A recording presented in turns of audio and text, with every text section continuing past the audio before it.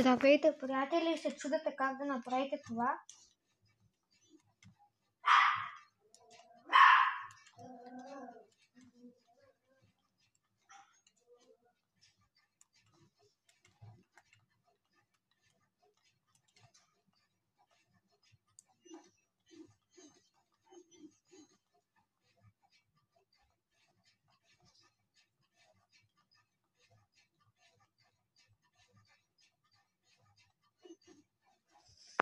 Сега ще ви кажа как се прави.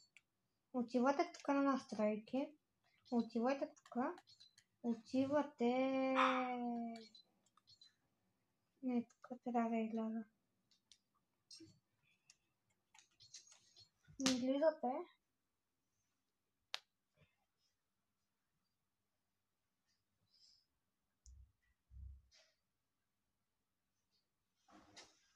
Отивате тук.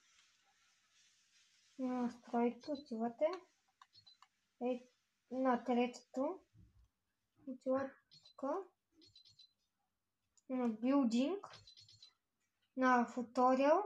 И го правите или на on, май на on, ако не се получи на off. Моето беше на off. Къде да го правя?